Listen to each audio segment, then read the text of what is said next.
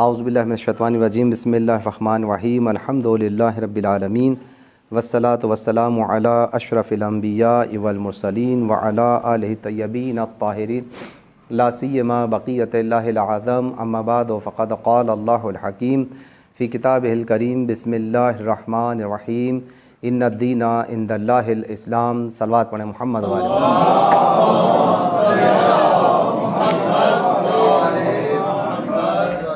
عزیزان محترم، بغیر کسی تمہید کے گفتگو کا میں آغاز کر رہا ہوں کہ آپ یہ دیکھیں کہ تاریخ بشریت کا آپ جائزہ لیجئے اور تاریخ اسلام کا جائزہ لیں تو آپ کو دونوں تاریخوں کے اندر ایک اہم کردار صاف اور نمایاں نظر آئے گا، اور وہ کردار یہ ہے کہ پروردگار عالم نے جب سلسلہ بشریت کا آغاز کیا ہے تو حضرت آدم کو اس سلسلہ بشریت سے آگے بڑھانے کے لیے تنہا نہیں بھیجا، بلکہ ایک خاتون کا انتخاب کیا ہے کہ جو حضرت آدم علیہ السلام کی ہمدم قرار پائے، مونس و یاور قرار پائے اور حضرت آدم علیہ السلام کی نسل کو آگے تک پہنچائے. یہ پروردگار عالم نے ایک اہتمام کیا کہ اگر اس نے دین پسندیدہ بھیجا تو اس نے اس دین کے محافظ اور اس دین کو پہنچانے والے بھی پسندیدہ افراد ہی بھیجیں. یہ ممکن ہی نہیں ہے کہ دین پسندیدہ ہو لیکن اس کو پہنچانے والے غیر پسندیدہ افراد ہوں. یہ پروردگار عالم کی ایک سنت ہے، اور جتنے بھی ہادیان برحق پروردگار عالم نے بھیجے ہیں تو جیسا میں نے آپ کو بتایا کہ ایک نمایاں کردار ان کے ساتھ ساتھ رکھا ہے. حضرت آدم علیہ السلام کے ساتھ کس کو رکھا؟ جناب حوا سلام اللہ علیہا کو. اب آئیے اس کے بعد حضرت ابراہیم علیہ السلام. حضرت ابراہیم علیہ السلام کی تربیت و پرورش کون کر رہا ہے؟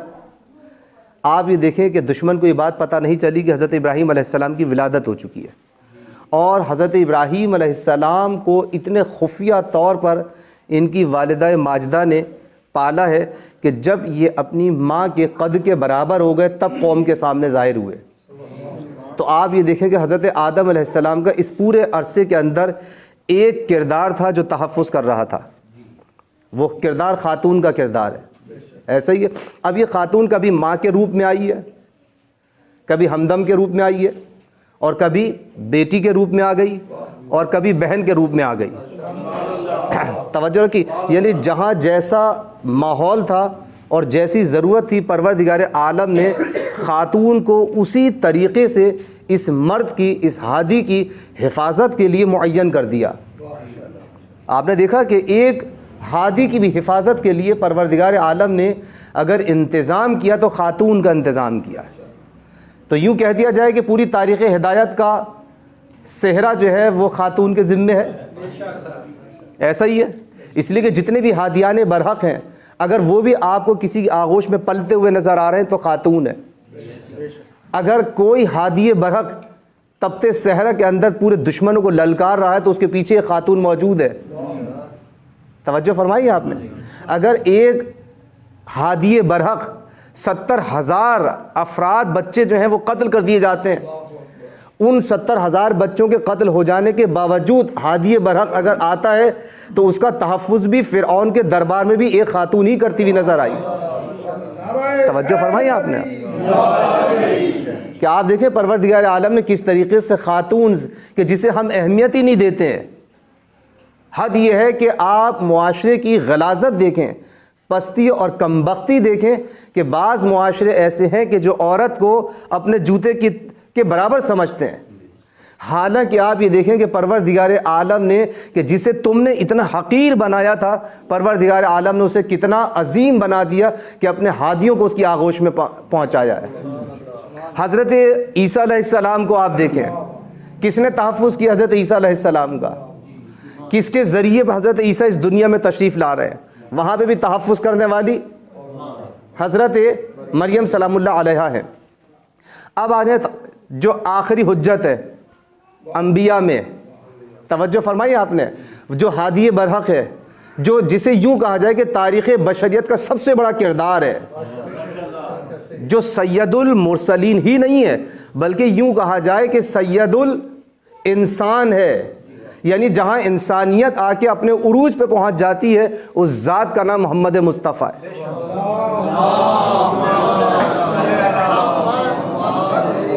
تو آپ دیکھیں مکے کی گلیوں میں بھی جب پروردگار عالم نے اسے یتیم پایا، توجہ فرمائیے، جب اسے فقیر پایا تو کس کا سہارا دیا؟ حضرت ابو طالب، حضرت خدیجہ سلام اللہ علیہ۔ تو آپ دیکھیں کہ اگر پروردگار عالم نے اپنی آخری حجت کو دیکھیں تب بھی ایک شریک حیات نظر آئی، اور پہلی حجت کو دیکھیں وہاں بھی ایک شریک حیات نظر آئی، وہاں اس نے ان کا دل جوئی کی ہے، اور یہاں آخری مرحلے پر جناب خدیجہ سلام اللہ علیہ ایک سلوات بھیجنے محمد و آل محمد میں بہت تیزی سے گزر رہا ہوں تاکہ کم وقت میں اس پوری تاریخ کو آپ کے سامنے بیان کر سکوں، کیونکہ کل میں نے صرف ایک مقدمہ بیان کیا تھا۔ تو آپ یہ دیکھیں کہ حضرت خدیجہ سلام اللہ علیہ، یہ سلام اللہ علیہ کیوں کہا ہے میں نے؟ کس نے؟ اللہ نے ان پر سلام بھیجا ہے۔ تو جو خدا کی نظر میں سلام اللہ علیہ ہو اور بندے اسے رضی اللہ کہنے پر لگے ہوں تو ان کے لیے تو سب سے بڑا جواب یہ کہ جس روایت کو صحیح بخاری نے بھی نقل کیا، صحیح مسلم نے بھی، جناب عجیب آدمی آپ، ایک طرف کہتے ہیں کہ یہ حدیث متفق علیہ ہے کہ جناب جبرائیل آئے اور آنے کے بعد یہ کہا کہ اے میرے حبیب، اللہ تعالیٰ آپ پر درود و سلام بھیجتا ہے، اور درود و سلام بھیجنے کے بعد یہ کہتا ہے کہ اے حبیب، یہ جو خدیجہ آ رہی ہے نا سالن کا پیالہ لے کر، غذا کا پیالہ لے کر، غذا کا پیالہ لے کر، پانی لے کر، انہیں ہمارا سلام کہیے۔ توجہ ہے؟ اچھا، جب پروردگار عالم کی طرف سے سلام لے کر آ رہے تو آپ کو جبرائیل کا مزاج معلوم ہے نا کہ جب جبرائیل آئے ہیں تو پروردگار کی طرف سے بھی سلام لے کر آئے، تو جبرائیل نے سوچا نا کہ جسے اللہ سلام کہلائے تو میں کیوں نہ اسے سلام بھیجوں؟ تو جبرائیل نے کہا کہ اے میرے حبیب، اللہ کی طرف سے بھی سلام کہیے اور میری طرف سے بھی سلام کہیے۔ تو خدیجہ وہ ہے کہ جس پر سلام اللہ کا بھی ہے اور جبرائیل کا بھی ہے، تو ہم کیوں نہ کہیں سلام اللہ علیہ؟ ایک صلوات بھیج دیں محمد و آل محمد۔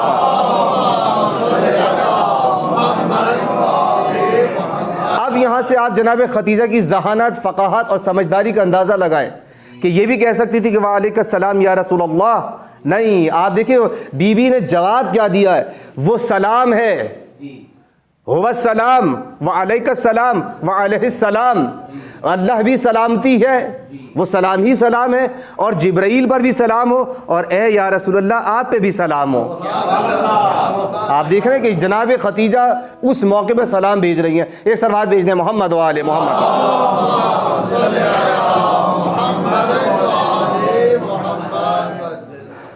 جناب خدیجہ کا والد کا نام کیا ہے؟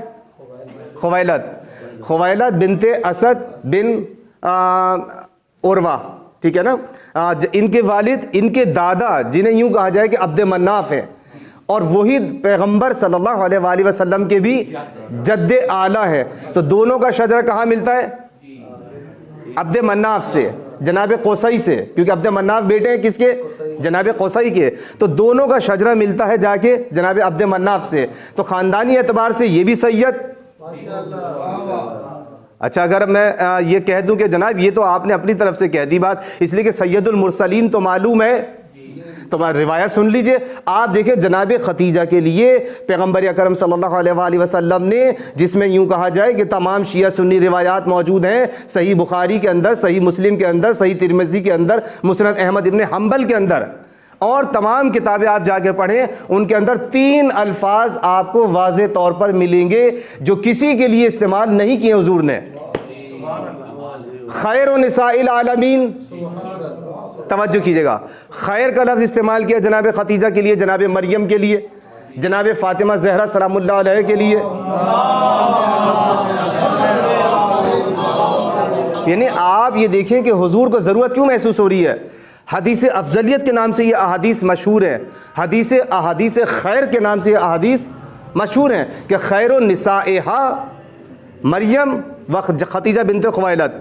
ایک روایت اس طرح سے آئے گی جس میں 2 بیویوں کے نام، پھر دوسری روایت خیر النساء العالمین جس کے اندر 4 خواتین کے نام لیے ہیں۔ وہ 4 خواتین کون ہیں؟ جناب مریم، توجہ ہے نا، جناب آسیہ، جناب خدیجہ اور جناب فاطمہ زہرا سلام اللہ علیہا.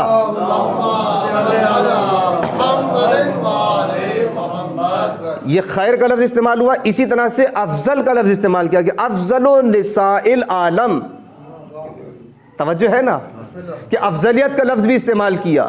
اور پھر علامہ ابن حجر عسقلانی نے سے بھی روایت نقل ہے کہ پیغمبر نے فرمایا, حضور نے فرمایا ہے کہ خدیجہ نے اسی طرح سے میری امت کے اندر فضیلت حاصل کی ہے جس طرح عالمین پر جناب مریم نے فضیلت حاصل کی.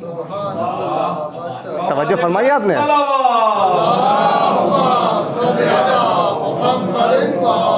تو جناب خدیجہ سلام اللہ علیہا خیر النساء بھی ہیں, افضل النساء بھی ہیں اور سیدہ بھی ہیں. سیدہ کیسے ہیں؟ حضور نے ارشاد فرمایا, یہ روایت جو میں آپ کے سامنے نقل کر رہا ہوں یہ بھی متفق علیہ, اربع نسوۃ سیدات عالمہن, کہ 4 خواتین ایسی ہیں جو سادات ہیں, جو سیدانیاں ہیں, جو سید و سردار ہیں. وہ کون سی ہیں؟ جناب مریم, جناب آسیہ اور جناب فاطمہ زہرا, جناب خدیجہ سلام اللہ علیہا. اور پھر اس روایت کو یہاں روکا نہیں ہے کہ ٹھہرو, یہ بات یاد رکھنا, یہ 4 سیدات ہیں اور ان سب میں سب سے افضل فاطمہ زہرا ہیں.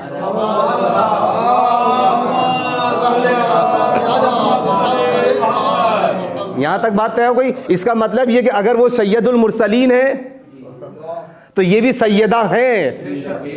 توجہ صرف یعنی سادات میں آپ دیکھیں, اگر کوئی کہے کہ جناب علی علیہ السلام اور جناب فاطمہ زہرا کی جو اولاد ہے وہ سادات ہے, تو نہیں, جناب علی کو جس نے پالا, توجہ ہے نا, وہ بھی سیدانی ہے. یعنی پروردگار عالم کے نبی مرسل نے پہلے انہیں سند دے دی کہ دیکھیں سیدہ ہیں, یہ بھی مریم جیسے سیدہ ہے. اچھا سادات اس بات کا بھی دھیان رکھیں, جناب آسیہ بنت مزاحم کون ہے؟ فرعون کی زوجہ ہے. اچھا دنیا میں فرعون کی زوجہ ہیں اور آخرت میں نبی مرسل کی زوجہ ہوں گی جنت الفردوس میں. تو آپ دیکھیں وہ ہماری ماں بننے والی ہیں جنت میں. ایک صلوات بھیج دیں محمد و آل محمد پر. رکھ دے.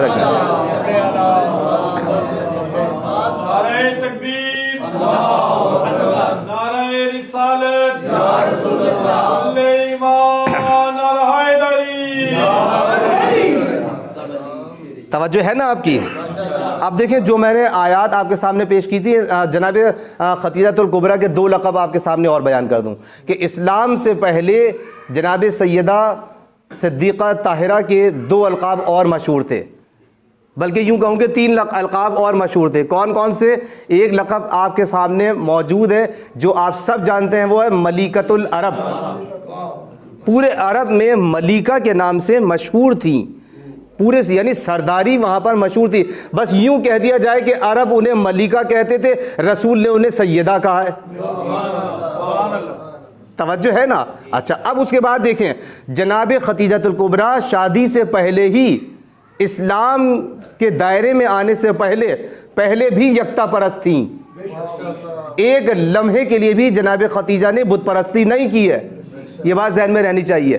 جس خاندان سے تعلق ہے اس خاندان کے اندر بت پرستی نہیں تھی. ان کے چچیرے بھائی جو ہیں کون ہیں؟ ورقہ ابن نوفل, مشہور و معروف شخصیت.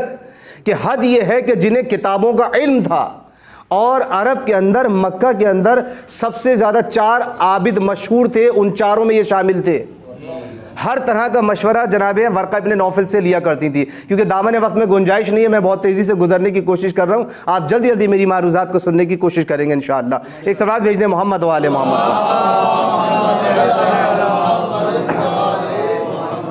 طاہرہ کا لقب جناب خدیجۃ الکبریٰ کو پہلے سے موجود تھا ان کے پاس. عرب کے لوگ طاہرہ کے نام سے جانتے تھے. اس کا مطلب یہ کہ جناب خدیجۃ الکبریٰ اتنی بلند مرتبہ تھی کہ اس بت پرست ماحول کے اندر بھی دنیا جانتی تھی کہ خدیجہ وہ ہے کہ جس کی پیشانی کبھی بت کے سامنے نہیں جھکی, کبھی انہوں نے مال حرام نہیں کمایا, حالانکہ تجارت کرتی تھی. آپ کو پتہ کہ کتنے تاجر ایسے ہوتے ہیں جو مال حرام سے بچ رہے ہوتے ہیں, منافع حاصل کرنے کے چکر میں خربوزے 100 سے 200 پہ پہنچ جاتے ہیں. توجہ فرمائی آپ نے. یہ تو آج کے 1400 سال کے ترقی یافتہ مسلمانوں کا حال ہے, یعنی جن کی یہاں نسلی مسلمان پیدا ہو رہے ہیں. تو ان کا یہ حال ہے، تو جہاں عربوں کے درمیان جناب خدیجہ رہتی ہوں گی وہاں ماحول کیسا ہوگا؟ لیکن آپ دیکھیں اس ماحول کے اندر بھی جناب خدیجہ کا طرح امتیاز یہ تھا کہ اپنا پرایا سب انہیں طاہرہ کے نام سے جانتے تھے. یہ بہت بڑی بات ہے. ملکۃ العرب مشہور، طاہرہ کے نام سے مشہور، سیدہ کے نام سے مشہور. ایک صلوات بھیج دیں محمد و آل محمد.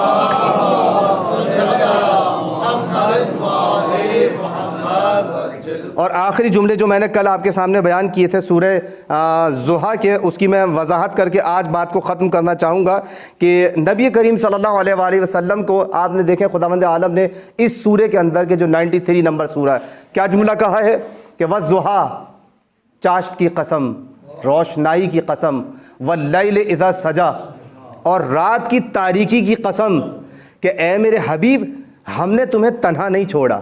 اب اس کے بعد آپ یہ آئیے کہ حضور کو کیا فرمایا، الم یجد کا یتیمن فاوا، کہ جب ہم نے آپ کو یتیم پایا تو آپ کو سہارا نہیں دیا، پناہ گاہ نہیں دی، اور جب لوگ آپ کو نہیں جانتے تھے تو لوگوں کے ذہنوں کو ہم نے آپ کی طرف موڑ دیا.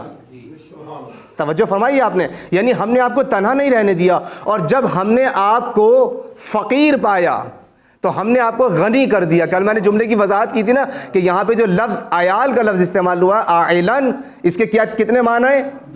دو معنی ہیں. عیال کے معنی میں بھی ہے اور عول یعنی دولت کے معنی میں بھی ہے. ہم نے جب آپ کو صاحب اولاد نہ پایا تو ہم نے ایسا فرد عنایت کیا کہ جس کے ذریعے آپ کو مال بھی ملا اور اولاد بھی ملی. خدیجہ وہ شخصیت ہیں. توجہ کیجئے گا. اب اگلا جملہ جو ہے نا وہ آپ کو سننے میں اور زیادہ مزہ دے گا. وہ کیا ہے؟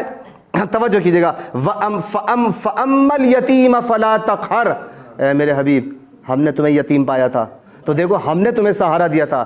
اب ہم نے تمہیں سہارا دیا نا تو خبردار تم کسی یتیم کو جھڑکنا نہیں، اس لیے کہ تمہیں یتیمی یاد ہے ہم نے کس طریقے سے تمہارا ہاتھ تھاما ہے. وَأَمَّا السَّائِلَ فَلَا تَنْهَرْ، اور دیکھو سائل کو کبھی جھڑکنا نہیں، خالی مت جانے دینا، اس لیے کہ ہم نے تمہیں ایسی خدیجہ دے دی ہے کہ جب تمہیں کوئی دینے کے لیے تیار نہیں تھا خدیجہ نے سارا مال تمہارے قدموں پہ نچھاور کر دیا، اور اتنا دیا ہے کہ اب خبردار کوئی سائل تمہارے دروازے سے خالی نہیں جانا چاہیے. در حقیقت پیغمبر کی لاج خدیجہ کا مال رکھ رہا ہے. ایک صلوات بھیج دیں محمد و آل محمد پر. اور دیکھیں اس سورے کا آخری جملہ، اب یہاں پر بات آ کے جو بات پروردگار عالم نے ختم کی ہے کس جگہ پر، وَأَمَّا بِنِعْمَةِ رَبِّكَ فَحَدِّثْ، اے میرے حبیب اب تم اس نعمت کا ذکر کرو. فحدث، بار بار اس کو دہراؤ. یہی وجہ ہے کہ جناب پیغمبر اکرم صلی اللہ علیہ وآلہ وسلم مسلسل جناب خدیجہ کو یاد کرتے تھے، ان کی دی ہوئی نعمتوں کو یاد کرتے تھے، ان کے دیے ہوئے مال کو یاد کرتے تھے. جب کہنے والوں نے یہ کہا کہ کیا ایک ہی خدیجہ تھی؟ یا رسول اللہ آپ اتنا انہیں کیوں یاد کرتے ہیں؟ کہ آپ کے ذہن کے اندر بس ایک ہی ایسی خاتون ہے کہ جس نے آپ کو اتنا سراہا؟ کہاں یقیناً وہ ایسی تھی. اس لیے کہ خدیجہ اس ذات کا نام ہے کہ جب تم سب مسلمان نہیں تھے وہ اس وقت میری تصدیق کرتی ہوئی نظر آ رہی تھی، وہ اس وقت میری تصدیق کر رہی تھی، اور وہ مجھ پر اس وقت اپنا پیسہ خرچ کر رہی تھی جب دنیا نے مجھے تنگ دست بنایا ہوا تھا، جب دنیا مجھے کچھ دینے کے لیے تیار نہیں تھی. تم خدیجہ کے ٹکڑوں پر پل کر مسلمان ہوئے ہو. یعنی خدیجہ کا ایثار ہے کہ آج جہاں رونقیں نہیں تھیں، جہاں دسترخوان بچھا دیے گئے، تو آپ دیکھیں یہ سارا اسلام کے اندر جو بھیڑ بھاڑ ہوئی ہے، یہ سارا مجمع جمع ہوا ہے، یہ کس کا پیسہ خرچ ہوا ہے؟ یہ کس کا خزانہ ختم ہوا ہے؟ شیب ابی طالب کے اندر ایک ایک روپیہ جو جناب خدیجہ کے پاس تھا سب ختم ہوا. حد یہ ہے کہ آخری دم تک جناب خدیجہ نے جو آخری نوالا تھا وہ بھی اسلام کے اوپر خرچ کیا. توجہ فرمائی آپ نے. یہ جناب خدیجہ کا اسلام کے اندر کردار اس عظمت والی خاتون کے اوپر. یہی وجہ ہے کہ آپ دیکھیں کہ جناب خدیجہ کو صرف پیغمبر اکرم صلی اللہ علیہ وآلہ وسلم نے یاد نہیں کیا بلکہ ہر امام نے آپ کو یاد کیا ہے. آپ دیکھیں زیارت وارثہ پڑھتے ہیں، کیا پڑھتے ہیں اس کے اندر؟ السلام علیک یا ابن خدیجۃ الکبریٰ، آپ دیکھیں جتنے بھی ائمہ اہل بیت علیہ السلام ہیں انہوں نے جناب ختیجہ کی عظمت کا بیان کر دیا کہ دیکھو ہماری نظر میں ختیجہ ام المومنین کتنی باعظمت ہے۔ آپ دیکھیں کہ اس کا مطلب یہ ہے، یہاں سے یہ بات واضح نظر آتی ہے اس زیارت نامے سے کہ جناب ختیجہ کا جو مقام ائمہ اہل بیت علیہ السلام کی نگاہ میں ہے وہ کسی کا نہیں ہے۔ حد یہ ہے کہ آپ دیکھیں امام حسن علیہ السلام نے جب اپنے مقابل پر احتجاج کیا اور دلیل قائم کی تو کہا اے علی کو برا کہنے والے، تمہیں پتہ ہے کہ تمہارے باپ دادا کیسے تھے؟ تمہیں پتہ ہے کہ تمہاری ماں کیسی تھی؟ تمہاری نانی دادی کیسی تھی؟ اور میں بتاؤں کہ میرے ماں باپ کیسے ہیں؟ میری ماں فاطمہ زہرا ہے، توجہ فرمائی آپ نے، میرا باپ علی مرتضیٰ ہے، بتاؤ تمہارے اندر کون ہے جس میں علی جیسی صفات ہوں؟ میرا نانا پیغمبر اسلام ہے، سید المرسلین ہیں، میری نانی ختیجۃ الکبریٰ ہیں۔ عزیزان محترم، جناب ختیجہ کو یاد کیا امام حسن علیہ السلام نے، اور امام حسین علیہ السلام نے روز عاشور، توجہ کیجئے گا، جب دشمن کے سامنے احتجاج کیا امام حسین علیہ السلام نے تو کیا کہا تھا وہاں پر بھی؟ انا ابن ختیجۃ الکبریٰ، تمہیں پتہ ہے کہ میں کون ہوں؟ جس کے ٹکڑوں پر پل کر تم آج یہاں مسلمانوں بن کر کلمہ پڑھتے وہ نظر آ رہے ہیں۔ انا ابن ختیجۃ الکبریٰ، میں ہوں ختیجۃ الکبریٰ کا بیٹا۔ اور امام سجاد علیہ السلام نے جب کوفہ و شام کے بازاروں میں خطبہ دیا ہے تو وہاں پر بھی خطبے کے دوران یہی جملہ کہا ہے کہ انا ابن ختیجۃ الکبریٰ، میں ہوں ختیجۃ الکبریٰ کا بیٹا۔ توجہ فرمائی آپ نے، جناب زینب سلام اللہ علیہا جب خطبہ دے رہی ہیں کوفہ و شام میں تو کیا کہا ہے؟ اپنے بابا کو یاد کیا، اپنے مادر گرامی کو یاد کیا، اور یاد کرنے کے بعد جناب ختیجہ کو اس انداز سے یاد کیا، بے ابی و امی بے ختیجہ، میرے ماں باپ نثار ہو ختیجہ کی عظمتوں پر۔ جناب زینب سلام اللہ علیہ کا یہ خراج تحسین ہے اپنی نانی کے لیے، توجہ فرمائی آپ نے۔ اور اسی طرح سے زید شہید، توجہ فرمائے، جناب زید شہید انہوں نے بھی یہ جملہ یہ کہا جب اپنی شہادت سے پہلے، کہا کہ اگر مودت چاہتے ہو نا تم، کہ مودت کا مستحق کوئی ہے کہ جس سے پیار کیا جائے، جس سے محبت کی جائے، جس سے مودت کی جائے، تو وہ خاندان ہم ہیں۔ کیوں؟ اس لیے کہ ہم ختیجۃ الکبریٰ کے بیٹے ہیں۔ توجہ فرمائی آپ نے۔ بس عزیزان محترم، میں نے زحمت کو آپ کی تمام کیا، نہایت اختصار کے ساتھ میں نے بہت تیزی کے ساتھ جو ہے اپنی گفتگو کو آگے بڑھایا۔ تو آپ یہ دیکھیں ائمہ اہل بیت علیہ السلام نے مسلسل احتجاج کیا، مسلسل فخر کیا، حتیٰ کہ زیارت نامے کا حصہ بنایا ہے جناب ختیجۃ الکبریٰ کو۔ بس عزیزان محترم، یہ شریکت الحیات، پیغمبر اکرم صلی اللہ علیہ وآلہ وسلم کی یہ شریک حیات، جب ان کا آخری وقت آیا ہے تو آپ دیکھیں کہ جب شیب ابی طالب سے آئی تھی نا، تو میں یوں کہوں کہ جناب ختیجۃ الکبریٰ خود آئی نہیں ہے، ان کو اپنے ہاتھوں پہ لایا گیا ہے۔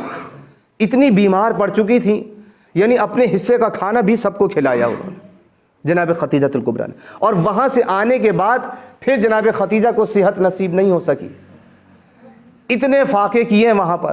حد یہ ہے کہ تاریخ یہ بتاتی ہے کہ درخت کی چھال کھانے پر مجبور تھی، لیکن یہ نہیں چاہتی تھی کہ کوئی مسلمان بھوکا سو جائے، کوئی میرے نبی کا چاہنے والا بھوکا سو جائے، اور اس طریقے سے خیال رکھا۔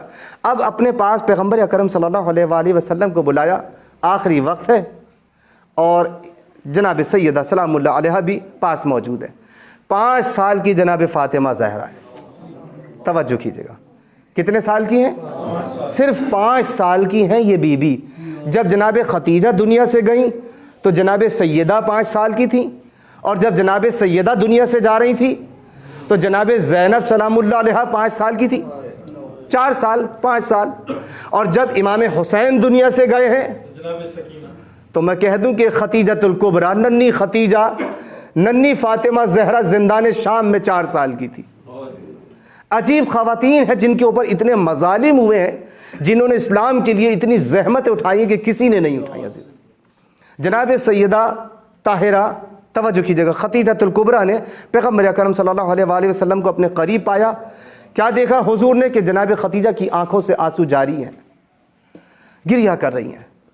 حضور بیٹھ گئے پاس، جناب فاطمہ زہرا 5 سال کی ہیں، پاس آ گئی، بے چین ہے نا، ماں کی حالت دیکھ کر محسوس کر رہی کہ ماں زیادہ وقت کی ہمارے پاس رہنے والی نہیں ہے، دل مضطرب ہے جناب ختیجہ، لیکن جناب سیدہ بول نہیں رہی ہیں، خاموش ہیں. ایک مرتبہ سکوت کو پیغمبر اکرم صلی اللہ علیہ وآلہ وسلم نے توڑا اور کہا اے ختیجہ گریہ کیوں کر رہی ہو؟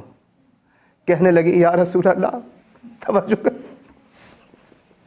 عجیب جملہ کہا جناب خدیجۃ الکبریٰ نے، کہا یا رسول اللہ میں آپ کے سامنے ہاتھ جوڑ کر کہتی ہوں اگر مجھ سے کوئی خطا ہو گئی ہو، اگر مجھ سے آپ کے حق میں کوئی کوتاہی ہو گئی ہو نا تو مجھے معاف کر دیجیے گا، میں اپنی زندگی میں آپ کا حق ادا نہیں کر سکی. جناب رسول اللہ صلی اللہ علیہ وآلہ وسلم کی آنکھوں سے ایک دم آنسو جاری ہونا شروع ہو گئے. کہنے لگے اے خدیجہ یہ کیا کہہ دیا آپ نے تو اپنا سارا مال لٹا دیا، آپ نے تو اس طریقے سے حق ادا کیا ہے کہ کوئی شریک حیات تاریخ بشریت میں اس طرح سے حق ادا نہیں کر سکتی، آپ نے تو اس طریقے سے حق ادا کیا ہے.